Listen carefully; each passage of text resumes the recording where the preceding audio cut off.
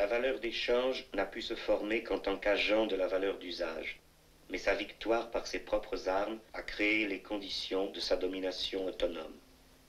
Mobilisant tout usage humain et saisissant le monopole de sa satisfaction, elle a fini par diriger l'usage.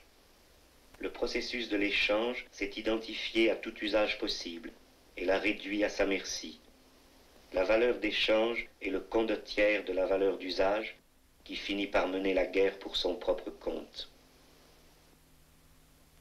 La valeur d'usage qui était implicitement comprise dans la valeur d'échange doit être maintenant explicitement proclamée dans la réalité inversée du spectacle, justement parce que sa réalité effective est rongée par l'économie marchande surdéveloppée et qu'une pseudo-justification devient nécessaire à la fausse vie.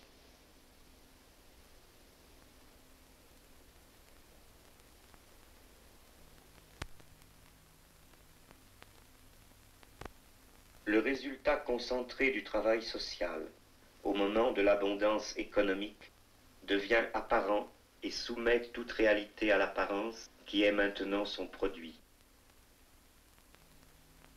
Le capital n'est plus le centre invisible qui dirige le mode de production. Son accumulation l'étale jusqu'à la périphérie sous forme d'objets sensibles. Toute l'étendue de la société est son portrait.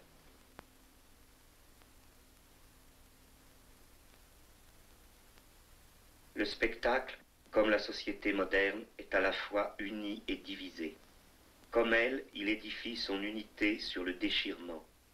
Mais la contradiction, quand elle émerge dans le spectacle, est à son tour contredite par un renversement de son sens, de sorte que la division montrée est unitaire, alors que l'unité montrée est divisée. C'est la lutte de pouvoirs qui se sont constitués pour la gestion du même système socio-économique qui se déploie comme la contradiction officielle, appartenant en fait à l'unité réelle, ceci à l'échelle mondiale aussi bien qu'à l'intérieur de chaque nation.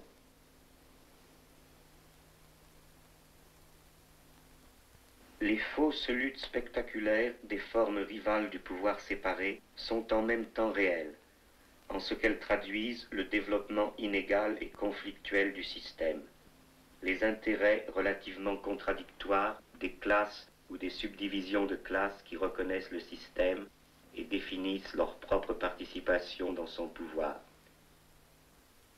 Ces diverses oppositions peuvent se donner dans le spectacle selon des critères tout différents, comme des formes de société absolument distinctes, mais selon leur réalité effective de secteurs particuliers, la vérité de leurs particularités réside dans le système universel qui les contient, dans le mouvement unique qui a fait de la planète son champ, le capitalisme. Le mouvement de banalisation qui, sous les diversions chatoyantes du spectacle, domine mondialement la société moderne, la domine aussi sur chacun des points où la consommation développée des marchandises a multiplié en apparence les rôles et les objets à choisir.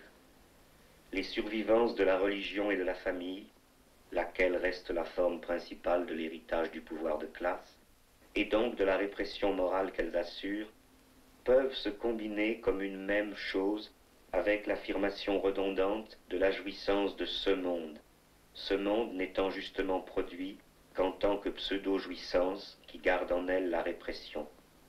À l'acceptation béate de ce qui existe peut aussi se joindre comme une même chose la révolte purement spectaculaire. Ceci traduit ce simple fait que l'insatisfaction elle-même est devenue une marchandise dès que l'abondance économique s'est trouvée capable d'étendre sa production jusqu'au traitement d'une telle matière première. En concentrant en elle l'image d'un rôle possible, la vedette, la représentation spectaculaire de l'homme vivant, concentre donc cette banalité. La condition de vedette est la spécialisation du vécu apparent, l'objet de l'identification à la vie apparente sans profondeur, qui doit compenser l'émiettement des spécialisations productives effectivement vécues.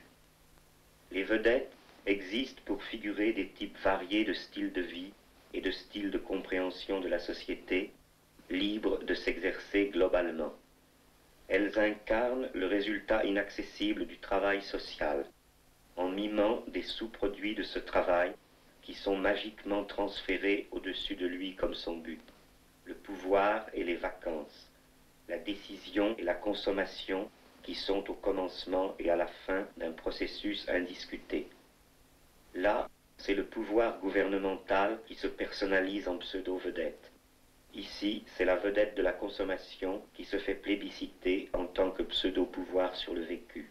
Mais, de même que ces activités de la vedette ne sont pas réellement globales, elles ne sont pas variées.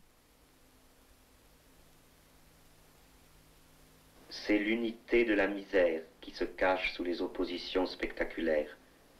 Si des formes diverses de la même aliénation se combattent sous les masques du choix total, c'est parce qu'elles sont toutes édifiées sur les contradictions réelles refoulées.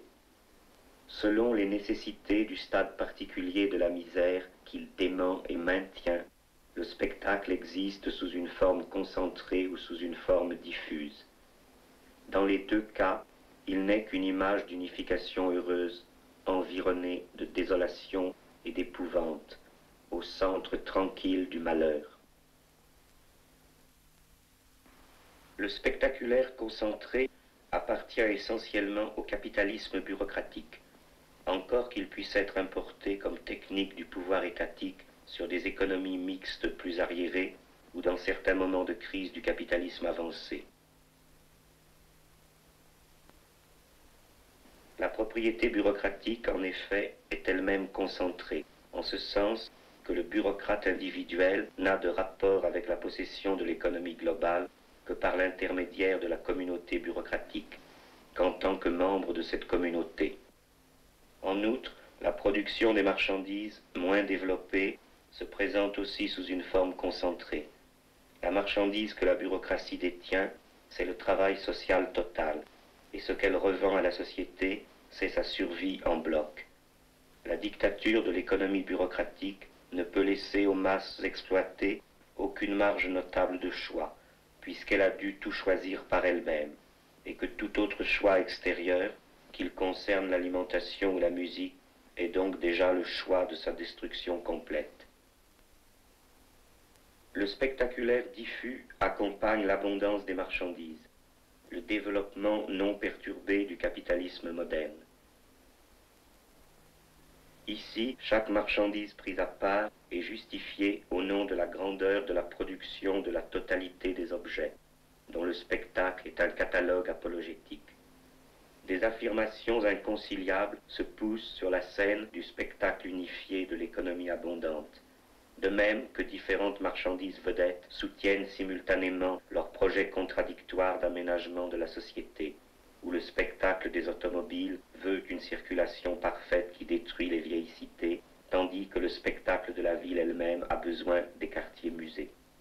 Donc, la satisfaction, déjà problématique, qui est réputée appartenir à la consommation de l'ensemble, est immédiatement falsifiée en ceci que le consommateur réel ne peut directement toucher qu'une succession de fragments de ce bonheur marchand, fragments d'où chaque fois la qualité prêtée à l'ensemble est évidemment absente. Chaque marchandise déterminée lutte pour elle-même, ne peut pas reconnaître les autres, prétend s'imposer partout comme si elle était la seule. Le spectacle est alors le chant épique de cet affrontement, que la chute d'aucune Ilion ne pourrait conclure. Le spectacle ne chante pas les hommes et leurs armes, mais les marchandises et leurs passions. C'est dans cette lutte aveugle que chaque marchandise, en suivant sa passion, réalise en fait dans l'inconscience quelque chose de plus élevé, le devenir monde de la marchandise, qui est aussi bien le devenir marchandise du monde. Ainsi, par une ruse de la raison marchande, le particulier de la marchandise s'use en combattant, tandis que la forme marchandise va vers sa réalisation absolue.